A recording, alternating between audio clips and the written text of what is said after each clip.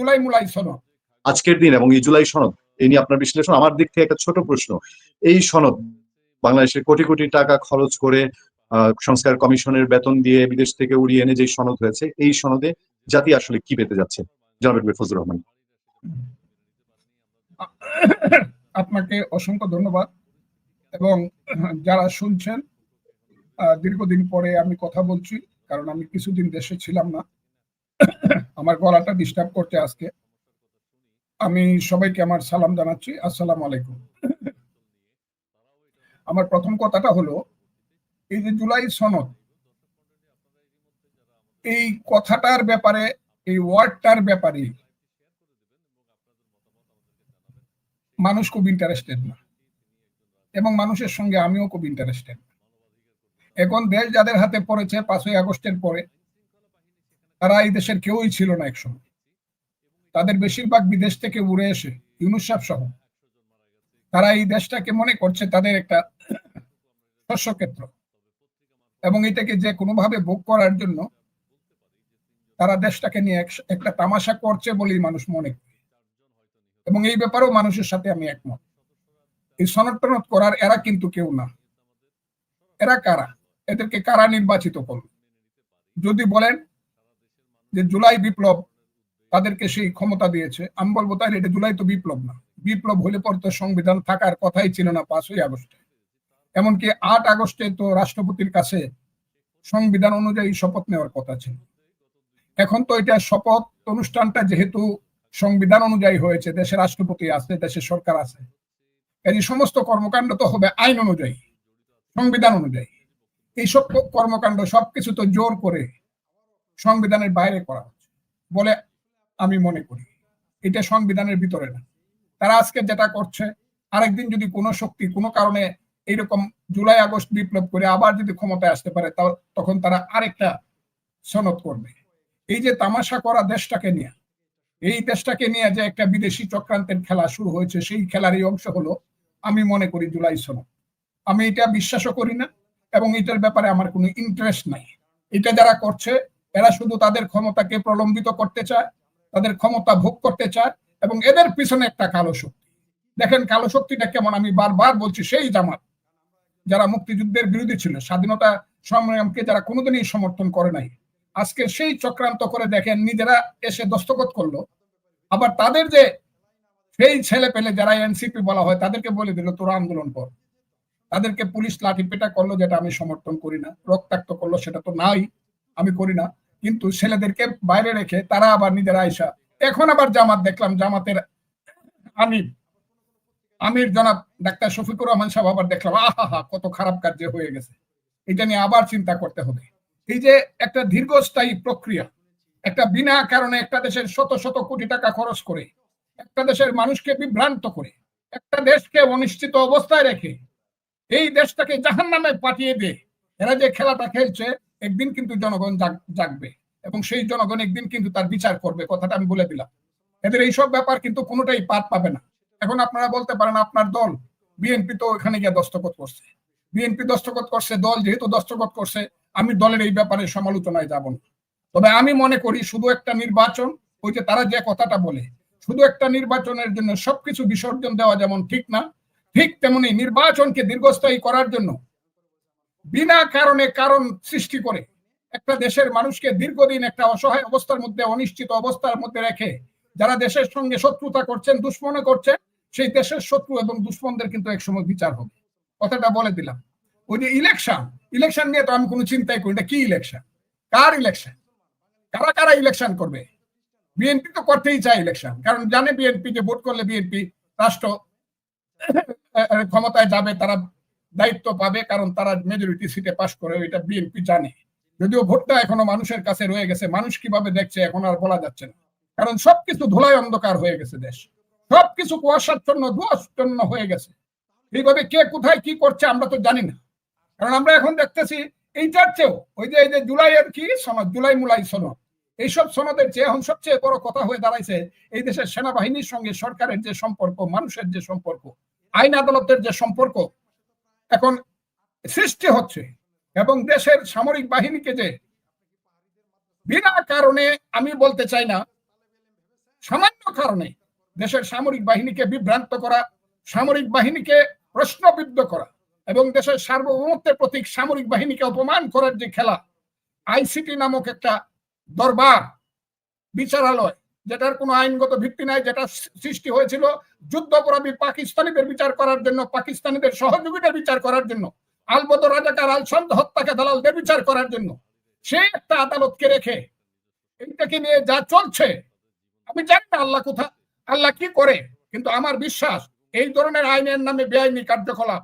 এবং দেশকে একটা অপমানের দিকে ঠেলে দেওয়া, প্রতিদিন রাত্রে ঘুমাতে পারি নাই, ওই জেনারেলরা কোথায় চলে যাচ্ছে, জেনারেলরা জেলখানায় যাচ্ছে, জেনারেলরা হাত জোর করে এসে দাঁড়াইতে হবে, একটা ছেলে বারবার যার 2 পয়সার অবদান নাই দেশের ব্যাপারে, 2 পয়সা, আলবদর রাজাকারদের পরিবারের ছেলেপেলেরা এখন সেই সব আইন আদালতের মালিক হইয়া কার কার ক্ষমতায় কি যেন কি করছে, দেশটাকে একটা এমন একটা পরিবার সৃষ্টি করছে যে আজকে সামরিক বাহিনী ধ্বংস হয়ে যাওয়ার অবস্থা হয়েছে।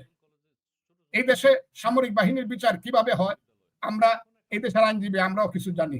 নতুন নতুন আইন করে, নতুন নতুন অর্ডিনেন্স করে, ওই নতুন নতুন বিচারের প্রক্রিয়া করে নিজের ইচ্ছা মতো বিচার করার নাম তো বিচার না। তাই আমি মনে করি দেশে যা চলছে এটা কোনো দেশ না, এটা ইলেকশন হইলো কি হইলো না, কবে হইলো বা হবে না, এইটা নিয়ে আমার কোনো মাথা ব্যথা নাই। তবে আমি এটা মনে করি ইউনূস সাহেবের যাওয়া দরকার, ইউনূস সাহেবের সরকারের যাওয়া দরকার। এই দেশে যে অত্যাচার নির্যাতন যা চলতেছে, মব জাস্টিস, সেগুলো বন্ধ হওয়া দরকার এবং একটা তত্ত্বাবধায়ক সরকারের প্রকৃত আইনের মাধ্যমে একটা তত্ত্বাবধায়ক সরকার সৃষ্টি করে দ্রুত একটা নির্বাচন দিয়ে এইসব লুটেরা শ্রেণী, এইসব বিদেশি শ্রেণী, এইসব লর্ড ক্লাইভের সন্তানেরা এই দেশ থেকে চলে যাওয়া দরকার। তা নাহলে মানুষ কিন্তু যদি সুযোগ পায় এদেরকে ধরতে পারে, টেনে কিন্তু ছিঁড়ে ফেলবে এদেরকে। এই দিনটা কিন্তু আসতেছে। এই দেশটাকে নিয়ে এরা কিন্তু ছেলে খেলা খেলছে, আমাদেরকে কিন্তু তারা অপমান করছে, এদেশের মুক্তিযুদ্ধকে তারা অপমান করছে, ৭১কে অস্বীকার শুধু করছে না, ৭১-এর সবকিছু তারা তছনছ করে দিচ্ছে। কাজে আমি আজকে বলতে চাই যে প্রশ্নটা আপনি আমাকে করেছেন, এইসব প্রশ্নের উত্তর দিতে এখন ঘৃণা লাগে। এইসব ঘৃণিত মানুষ যাদের 2 পয়সার অবদান নাই দেশটা সম্পর্কে, এরা এখন দেশের নেতা হয়ে বসে রয়েছে, আইন করে, আদালত করে, সনদ করে, ইত্যাদি করে। এগুলো কিচ্ছুই মানি না আমি। দেশ একদিন আসবে, দেশ মানুষের হাতে আসতেই হবে, সেই দিনটা আসতেছে, খুব বেশি দূরে না, আমি এটা মনে করি। আমি আশা করি খুব দ্রুত সময়ে আপনি রাজনৈতিক মঞ্চে আপনার যেই রাজনৈতিক প্ল্যাটফর্ম, সেখানে আপনি বলবেন। আমি একটু জানতে চাই যে আসলে আমরা আশাবাদী হতে চাই, অনেক যা ক্ষতি হওয়ার, নষ্ট হওয়ার হয়েছে, এই সময় আপনি কিছু সমাধানের পথ বললেন যে সরকারের চেঞ্জ প্রয়োজন, আগামীতে তত্ত্বাবধায়ক সরকারের রায় আছে হাইকোর্টে, সুপ্রিম কোর্টে, সেদিকে মানুষ তাকিয়ে আছে। সমাধানের জন্য বাংলাদেশের রাজনৈতিক সমাধান বোধহয় আগে জরুরি। সেটার জন্য আসলে কে এখন উদ্যোগী হবে? ডক্টর ইউনূসের উদ্যোগে তো আজকে যে আমরা দেখলাম জাতীয় ঐক্যমত্যের কথা বলা হলো, যে 30 দল নিয়ে এতদিন মিটিং হয়েছে, তার মধ্যে 5 দল নাই। তো এই ঐক্যের দায়িত্বটা এখন সর্বাগ্রে যদি আসে তাহলে বিএনপির কাছে আসে। বিএনপি যেহেতু একটি সবচেয়ে বড় রাজনৈতিক দল বাংলাদেশে, এদিকে চাকসু নির্বাচন আপনি দেখেছেন, চাকসু নির্বাচন, রাষ্ট্র নির্বাচন, এগুলোতেও জামাতে ইসলামীর জয় জয়কার একরকম। তো এই প্রেক্ষাপটে আসলে দেশের দায়িত্বটা এখন কার উপরে বর্তায়, কে এই বড় দায়িত্বটা নিবে? এবং আপনারা যারা মুক্তিযোদ্ধা, আপনারা যারা দেশের বিশিষ্ট সিনিয়র সিটিজেন, তাদের কাছে তো ওই প্রজন্মের প্রত্যাশা বেশি। মানে আমি স্টেট আপনার কাছে জানতে চাই যে সমাধানের কি পয়েন্টটা এখন কি সমাধানের কি পয়েন্ট কি হতে? নিজের 2টা পরিচয়। আমার প্রথম পরিচয়, আমি একজন মানুষ,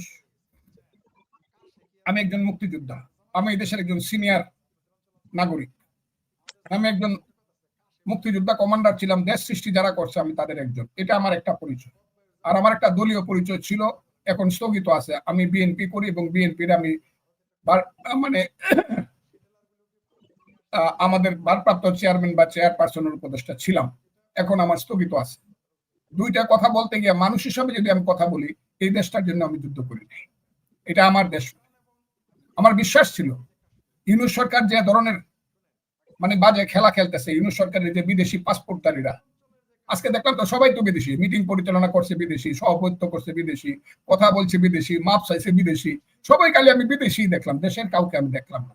দেশের যারা আছে, যারা এরা নাকি নেতা, আমার কাছে কেমন কেমন লাগে, এরা নাকি নেতা, এরা অনেক বড় নেতা, এটাও ঠিক, কিন্তু এরা যেভাবে অসহায়ের মতো বসে থাকে, আমার কাছে এটা লজ্জাই লাগে। এই ধরনের রাজনীতি করার কোনো শিক্ষা আমি কোনোদিন পাই নাই, এই কালচার আমার মধ্যে নাই।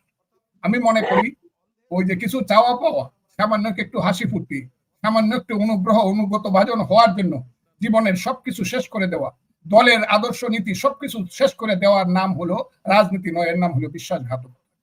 আমার দলের আরো, যেমন আমার দলের কোনো মিটিং, ওয়ার্কিং কমিটির মিটিং এ কোনো সিদ্ধান্ত হয় না। আমার এখন এটা বলার আর অধিকার নাই, যেহেতু আমি দল থেকে এখন সাময়িকভাবে বরখাস্ত। হইলে দলের ভিতরেই বলতাম, বাহিরে বললে আবার বলবে আপনি দলের মানুষ হয়ে দলের সমালোচনা কেন করেন। কিন্তু আমার কেন জানি মনে হয় আমার দল এবং আমার দলের নেতৃত্বে আজকের প্রেক্ষাপটে অনেক কিছু করার ছিল যা তারা করছে না।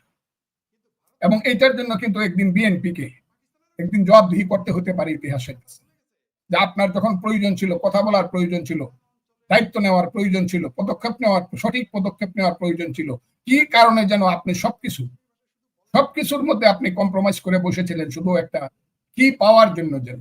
এই কথাটা কিন্তু একদিন ইতিহাসের কাছে বিএনপিকে জবাবদিহি করতে হবে, কারণ আমি জানি বাংলাদেশ এইভাবে থাকবে না।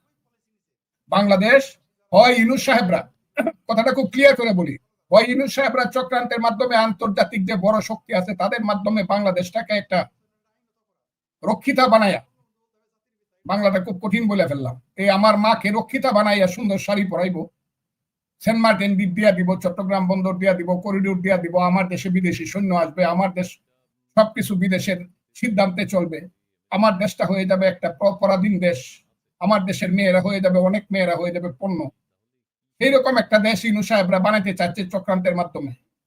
মধ্যপ্রাচ্যে যেমন করে এসে স্টিমার লাগায় বসে আছে 50 বছর, 60 বছর, 70 বছর ধরে দ্বিতীয় মহাযুদ্ধের আগ থেকে আমেরিকা, যেমন করে east Asia, south east Asia, সেই ফিলিপাইন থেকে ইন্দোনেশিয়া পর্যন্ত সবকিছু দখল করে ফেলেছিল এক সময়।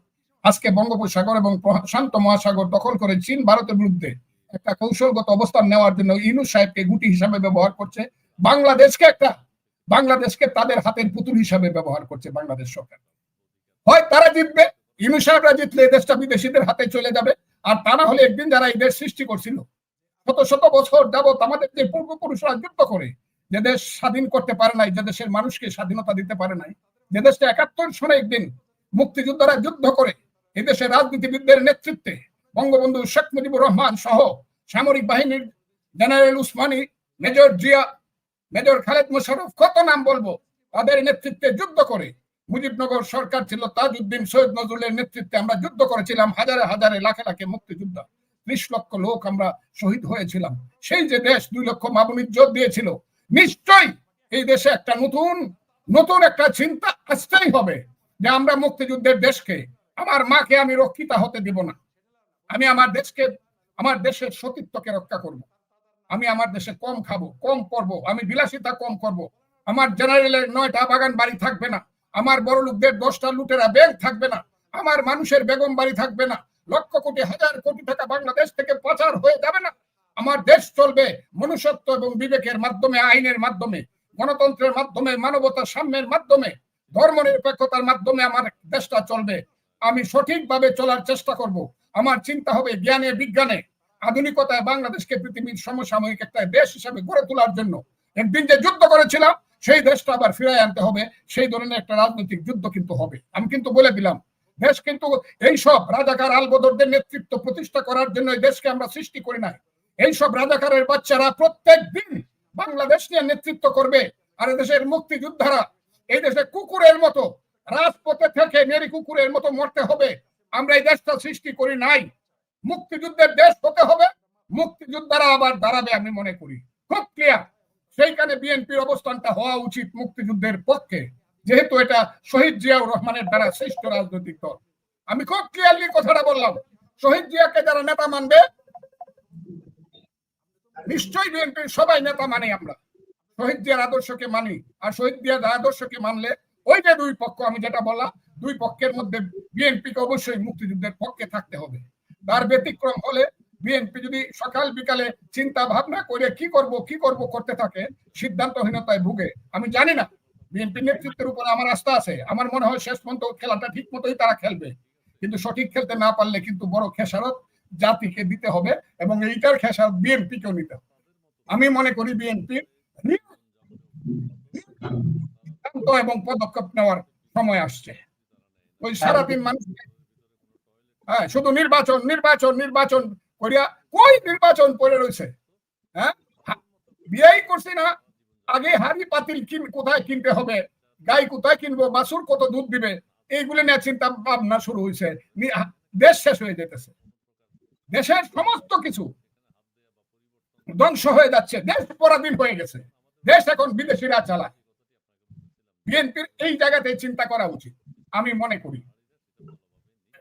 এবং আমার বিশ্বাস আমাদের দলের নেত্রী আল্লাহর রহমতে সুস্থ হবে বা সুস্থতার পথে আছে। আমাদের নেতা জনাব তারেক রহমান সাহেব আছেন, আমাদের স্থায়ী কমিটির সদস্যরা আছেন, খুব গভীরভাবে চিন্তা করিয়া পদক্ষেপ বের। ওই যে ছেলের মতে আছার খাওয়া, ছেলে পেলেরা যা কইব তাই হবে দেশে, আর মুক্তিযুদ্ধের রাজাকার রাজা কইব তাই দেশে হইতে হবে, এটা কিন্তু শেষ কথা না। শেষ কথা কিন্তু আরো আছে, শেষ কথা কিন্তু আরো আছে, কথাটা বলে দিলাম। এটা যারা বুঝে না, যাদের এই দূরদৃষ্টি নাই, দিব্য দৃষ্টি নাই, তাদের রাজনীতি করা উচিত না। আমি অত্যন্ত বিনয় এবং সম্মানের সঙ্গে জানাতে চাই জনাব ফজলুর রহমান, আমরা সরাসরি লাইভ অনুষ্ঠান আছে আমাদের এই লাইভ শোতে, আমাদের অনেক দর্শক অনেক কমেন্ট করছেন। আমি যদি আপনার অনুমতি সাপেক্ষে অনুমতি দেন, আমি কয়েকটা কমেন্ট একটু আপনাকে শোনাতে চাই। নিশ্চয়ই আপনাকে উদ্দেশ্য করে কিছু কমেন্ট আছে, যদি 1 মিনিট বা 1.5 মিনিট, 3-4টার বেশি, অসংখ্য কমেন্ট, শত শত কমেন্ট এসছে। যদি আপনি অনুমতি দেন, আপনার অনুমতি সাপেক্ষে আমি 2-3টা কমেন্ট একটু পড়তে চাই। আমার মনে হয় এর মধ্যে দর্শকদের প্রতি আমাদের একটু সম্মান জানানোর বিষয় থাকে। আপনার অনুমতি চাচ্ছিলাম জনাব ফজলুর রহমান। একজন অন্তত 5 থেকে 7টা কমেন্ট আমি দেখেছি। সেলিউট বীর মুক্তিযোদ্ধা অ্যাডভোকেট ফজলুর রহমান। তারপর লড়াই লড়াই লড়াই চাই, জয় বাংলা, এই স্লোগানগুলো তো আছেই। এগুলো নিশ্চয়ই আওয়ামী লীগ সমর্থক, বিএনপি সমর্থক, সব দলের সমর্থকই আমাদের এখানে তারা করছেন। বিরচিত অভিনন্দন বীর মুক্তিযোদ্ধা ফজলুর রহমান জিন্দাবাদ। তারপর আরো অসংখ্য কমেন্টে এই সরকারের সমালোচনা করেছেন। আমি তার মধ্যে থেকে উল্লেখযোগ্য বীর বাঙালি অস্ত্র ধরো, বাংলাদেশ আবার স্বাধীন করো, দেশ নিয়ে খুব হাপিত্তিশ করছেন অনেকেই। ফজলুর রহমান ভাইয়ের মতো বীর নেতৃবৃন্দ এখন আমাদের ভরসা।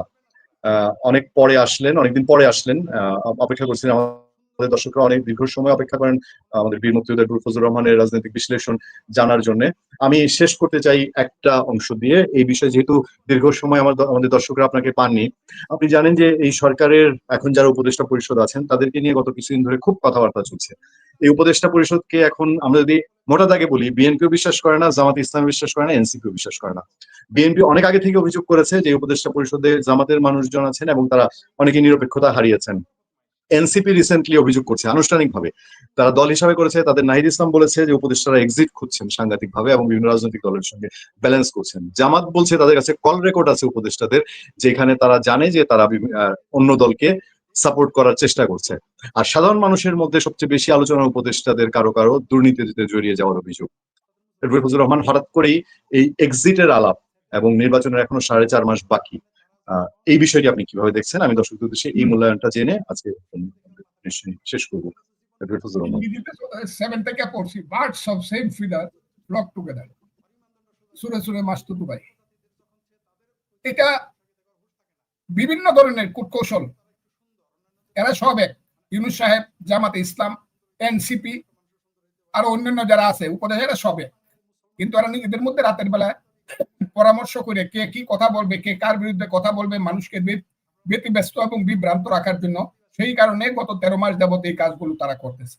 এই যে ছেলে পেলেরা যারা আজকে মিছিল করছে, এরা আজকে দস্তখত করে নাই, কিন্তু জামাত কিন্তু বলছে এদেরকে ছাড়া তো ওইটা পাস হইতে পারে না। এখন ওই যে আপনি মেয়ের বাড়িতে বর গেল না, বরের বাপ গেল, বরযাত্রী গেল, সব গেল, ঢুল গেল, নাগারসি গেল, কিন্তু বর গেল না পাগড়ি মাথায় দিয়া, সেই বিয়েটা কিন্তু হবে না। এই দেশের রাজনীতিতে ইউনূস সাহেব বর বানাইছে হলো এই ছেলে পেলেদেরকে, যারা 3-4 জেনারেশনকে ধ্বংস করে দিছে, আমার জাতিকে ধ্বংস করে দিছে। চোর, চোরটা, বাটপার, গুন্ডা, বদমাইশ, লুটেরা, হিরোইন চিত থেকে দৈরা যত কিছু আছে, আমি এই ছেলেদের কথা বলছি না। সবাই কিন্তু ওই যে বৈষম্য বিরোধী সমন্বয়ক এনসিপি এই নামে চলতেছে কিন্তু সারা দেশ ব্যাপী। কাজে এদেরকে বাদ দেয় জামাত বা ইউনূস সাহেব কোনো জুলাই সনদ পাস করে ফেলবে, এটা আমি মনে করি। এবং এটা হবে না। আপনি দেখেন এই ছেলেরা খুশি করার জন্য আবার না বর রে না নিলে শুধু বরযাত্রী দিয়ে কি বিয়ে হবে, ওদের আবার কিন্তু ওই ডাকাডাকি শুরু হবে, এবং এইটা একটা দীর্ঘস্থায়ী প্রক্রিয়া হবে। এই ছেলেরা জানে তাদের পিছনে শক্তি আছে, কারণ তারা আন্দোলনের মধ্য দিয়ে নিজেদেরকে প্রকাশিত করছে, প্রতিষ্ঠিত করছে। তাদের হাতে অস্ত্র আছে, অর্থ আছে, হিজবুত তাহরির আছে, জঙ্গি আছে, জামাত আছে। কারণ এইসব ছেলেরা যা করতে পারি সেটা আমি বুঝি। বিএনপি যত সোজাসুজি বুঝতেছে বা অন্য দলগুলো যত সোজাসুজি দস্তখত করে আইসা পড়ছে, এই ছেলেরা না দেওয়ার কারণে কিন্তু এটা সম্পূর্ণ হলো না। অন্য আরো অনেকেই যায় নাই, কিন্তু এই ছেলেদের এনসিপি যায় নাই। এটা হইলো বিয়ের আসরে বর নিজেই যায় নাই। কাজে এটা কোন সফল জুলাই আন্দোলনের কোন সনদ হবে না বড়দেরকে ছাড়া। এক।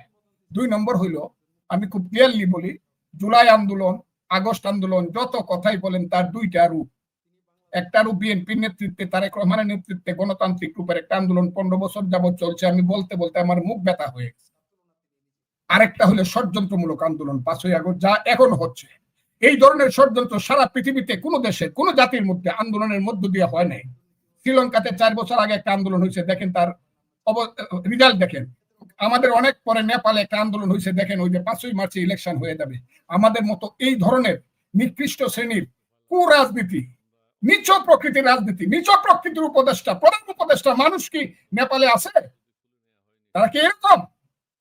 আমাদের চোর চোর তাদের একটা দেশ বানাইছি, স্বার্থপর লুটেরাদের একটা দেশ বানাইছি, ক্ষমতাকে আঁকড়ে থাকার জন্য একদল লোক সৃষ্টি করছি। তারা এই দেশের সমস্ত কালো শক্তিকে ক্ষমতায়ন করে এই দেশটাকে একটা পূর্ব পাকিস্তান বানানোর চেষ্টা করতেছে। এর বিরুদ্ধে যদি মানুষ সচেতন না হয়, তাহলে আমাদের কপালে, বাঙালি জাতির কপালে দুঃখ আছে। কথাটা আমি বলে দিলাম, বাঙালি জাতির কপালে দুঃখ আছে। আমার সন্তান কিন্তু পরাধীন দেশে বাস করতে হবে, আপনার সন্তান কিন্তু পরাধীন দেশে থাকবে। সেই পরাধীনতা ব্রিটিশ আমলের পরাধীনতা নাও হইতে পারে, কিন্তু সেই পরাধীনতা হবে সাম্রাজ্যবাদী পরাধীনতা। আমাদের সবকিছু তাদের দেখা যাবে সামনে আমরা আছি, কিন্তু ভিতরে তাইকে দেখা যাবে আমরা না, আমাদের দেশের মালিক অন্যরা। এই জায়গাতে কিন্তু আমরা চলে যাচ্ছি, এবং ফাইনালি যদি এইসব ইউনূস সাহেবদেরকে আরো সময় দেওয়া হয়, তাইলে আমরা চলে যাব। এই কথাটা বিএনপি যত দ্রুত বুঝতে পারবে বা বুঝছে হয়তো বা বুঝবেও, তত বেশি দেশের জন্য লাভ হবে। আমার শেষ কথা হলো, ইলেকশন ইজ এ মাস্ট, তবে এটা ইউনূস সাহেবের অধীনে নয়। ইউনূস সাহেবের দল হলো জামাত। আমি সবসময় কথাটা বলি, একদম ইউনূস থেকে ধরে চিফ সেক্রেটারি পর্যন্ত, সিনিয়র সেক্রেটারি পর্যন্ত, ক্যাবিনেট সেক্রেটারি পর্যন্ত সব জামাত দখল করে আছে। সমস্ত প্রশাসন জামাত দখল করে আছে, সমস্ত অন্যান্য বিভাগ জামাত দখল করে আছে। এখন যা শুনি এগুলো করলে তো খুব ভয়াবহ ব্যাপার। আর্মির ভিতরে আমাদের দেশে ওই স্বাধীনতার পর থেকে শুনছিলাম যে আর্মির ভিতরে কত ধরনের খেলা হয়েছে। সেই খেলায় কিন্তু অনেক রক্ত ঝরছে, রক্তের সাগর সৃষ্টি হয়েছে। এখনো শুনি আর্মির ভিতরেও খেলাধুলা চলে। রাজনৈতিক খেলাধুলা এগুলা উচিত না।